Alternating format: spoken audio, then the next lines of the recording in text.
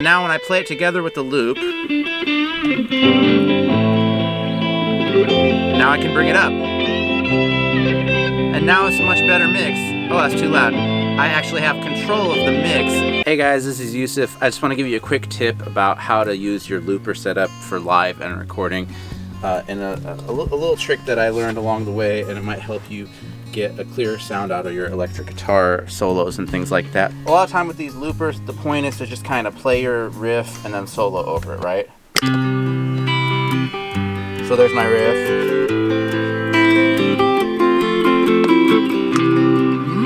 And now if I want to solo over it,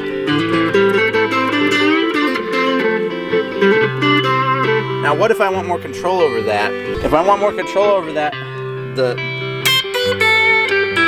say that's too, loud, I have to actually get down and change the level on this pedal, and that's not great. A slightly better way to do it is to use two outputs. So let me explain what I mean. The idea is when I have a loop playing and I play my lead over it, the lead and the loop are gonna be output from the mixer. So in other words, my lead is gonna be printed over the loop.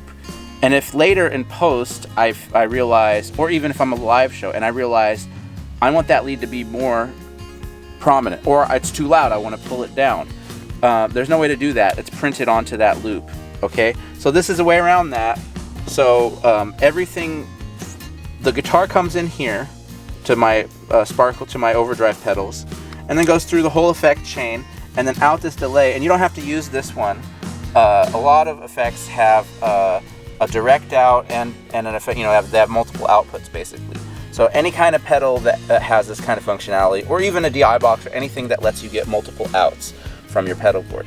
So I have the one out from the pedal board going into this other pedal, and then that is going into the looper. So that's coming all the way back around into the looper.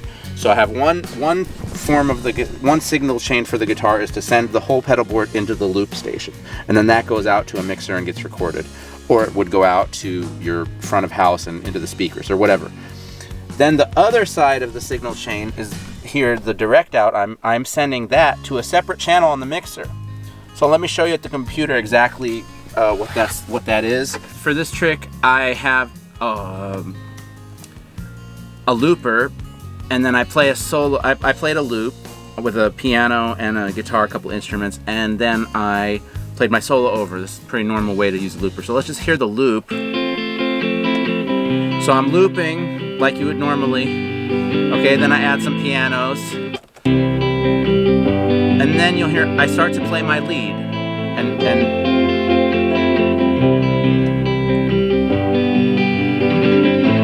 And you hear the lead is too quiet. And I did that on purpose.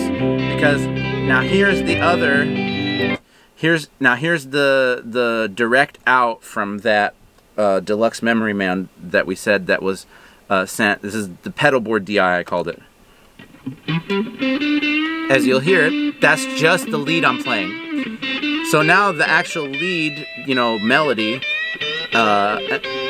is separate from the loop. So now when I play it together with the loop,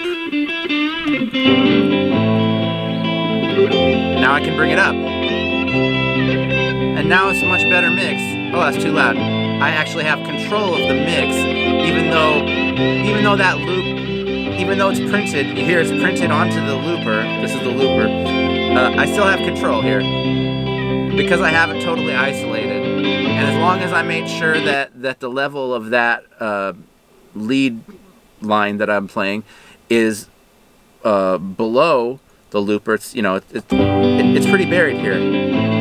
It's kind of almost like an echo. As long as that's pretty quiet, I have total control. So even if, say, I wanted to put effects on this, I could add compression, or let's say I want to add delay or any kind of, I don't know. Let's add something stupid. I don't know, space modulator.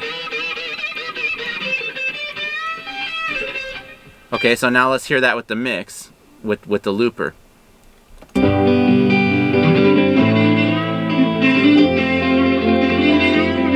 So as you can hear,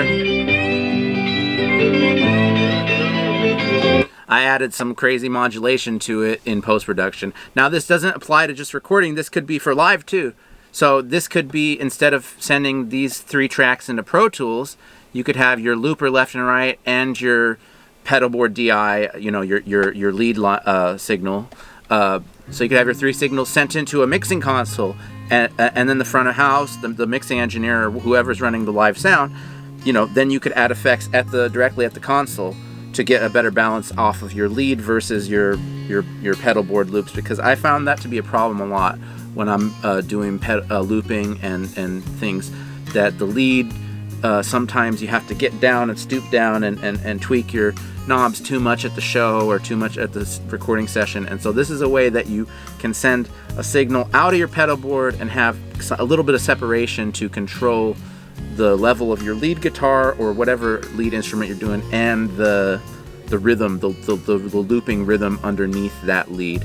And you can kind of have a little control to balance them out, whether you're recording live. So that's what I did for this session, and I'm really happy with the result, because now when I go to mix my video, I have total control of that lead and I can really dial it into a sweet spot. If you like tips like this, please consider subscribing to the channel.